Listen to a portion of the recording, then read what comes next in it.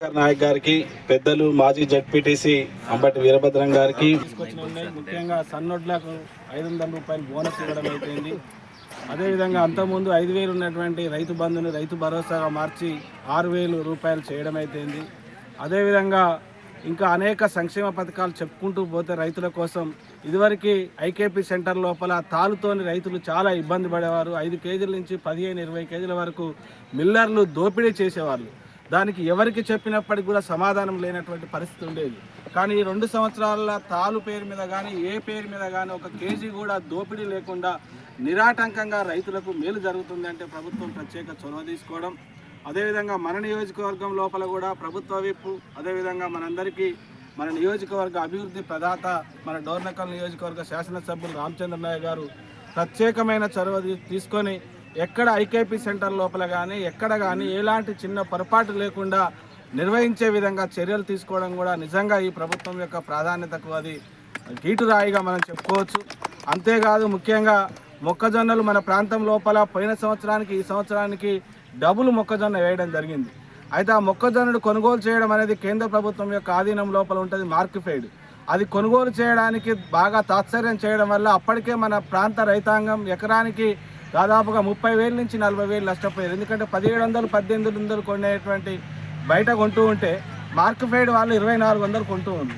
మరి ఆ విధంగా అంత డిఫరెన్స్ ఉన్న దాన్ని ముఖ్యంగా తుమ్మల నాగేశ్వరరావు గారు చొరవ తీసుకొని కేంద్ర ప్రభుత్వంతో మాట్లాడి మన మండలం లోపల కూడా గుండ్రాది మడుగు లోపల కానీ, అదేవిధంగా సిరోల్ మండలం లోపల మన్నెగూడెం లోపల కానీ, అదేవిధంగా మన చెంతనే ఉన్నటువంటి మార్కెట్ లోపల కూడా పెద్ద ఎత్తున మొక్కజొన్నలు కొనుగోలు చేయడం వల్ల ఈ ప్రాంత రైతాంగానికి చాలా లాభదాయకంగా ఉండటం జరిగింది. అంతేకాదు భూభారతిని తీసుకురావడం, ధరణి స్థానం లోపల భూభారతి తీసుకొచ్చి అనేక రైతుల యొక్క పడ్డటువంటి కష్టాలకు ఒక పరిష్కార మార్గాన్ని రేవంత్ రెడ్డి గారి ప్రభుత్వం చూపెట్టడం జరిగింది. ఈ విధంగా చెప్పుకుంటూ పోతే ఇప్పటిదానికా ఏపీఎం గారు చెప్పిన దానికా నిజంగా నాకు కూడా తెలియదు. మహిళల యొక్క సంక్షేమానికి పెద్ద ఎత్తున పీట వేసి మన కొరివి మండలానికి బస్సు ఉందంటే నేను చాలా గర్వపడుతున్న మహిళలకు నాకు ఇప్పటి వరకు కూడా తెలియదు.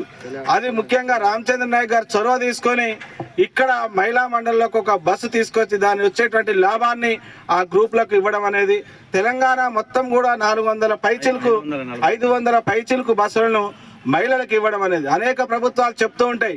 మహిళలే మా యొక్క ఇది మహిళలకు కోటీశ్వరాలు తీసుకొస్తాం, లక్షాధికారులను తీసుకొస్తాం అని చెప్తూ ఉంటాయి. కానీ ఆచరణ లోపల మహిళలకు బస్సులు కొనియడం, అదేవిధంగా పెట్రోల్ బంకులు కూడా తీసుకురావాలని ఒక ఆలోచన చేయడం జరుగుతుంది. మన మండలం లోపల కూడా మనం అప్పుడున్నటువంటి సునీల్ రెడ్డి గారితో మాట్లాడి ఎంఆర్ఓతో జాగా కేటాయించి ఇక్కడ కూడా పెట్రోల్ బంక్ శాంక్షన్ చేయాలని అనుకోవడం జరిగింది. అది రామచంద్ర నాయక్ గారికి దృష్టికి తీసుకుపోవడం జరిగింది. అంబటి వీరభద్రం గారు కూడా ప్రత్యేక చొరవ తీసుకొని దాన్ని కూడా చేయడం జరుగుతుంది. ఈ విధంగా రైతు మహిళల యొక్క సంక్షేమమే ప్రథమ ప్రాధాన్యతగా పనిచేస్తున్నటువంటి రేవంత్ రెడ్డి గారి ప్రభుత్వానికి సందర్భంగా ధన్యవాదాలు తెలియజేసుకుంటూ ప్రతి గింజ చివరి గింజ వరకు కూడా ఈ కొనుగోలు కేంద్రాలు రైతుల దగ్గర ఉన్న ధాన్యపు గింజను కొనుగోలు చేయడానికి సుముఖంగా ఉండాలని, ఏ చిన్న పొరపాటు లేకుండా ఎండలు మండిపోతున్నాయి కాబట్టి వారికి కావాల్సినటువంటి త్రాగునీరు కానీ, అదేవిధంగా టెంట్ సౌకర్యం కానీ ఇవన్నీ కల్పించే విధంగా చర్యలు తీసుకోవాలని కోరుకుంటూ, అదేవిధంగా అకాల వర్షాలు ఎప్పుడు వస్తాయని తెలియదు కాబట్టి వెంటనే అమాలీల యొక్క సహకారంతో వెంటనే కాంటాలు కావడం కానీ, లారీలు మాట్లాడి వెంటనే తీసుకురావడం కానీ, మిల్లర్స్తో మాట్లాడి వెంటనే దిగుమతి అయ్యే విధంగా చర్యలు తీసుకోవడం లోపల మన ఎమ్మెల్యే గారి యొక్క చొరవ కూడా సహాయాన్ని కూడా తీసుకోవడం లోపల ప్రముఖ పాత్ర పోషించాలని సందర్భంగా కోరుతూ మీరు ఇచ్చినటువంటి అవకాశానికి హృదయపూర్వకమైన ధన్యవాదాలు.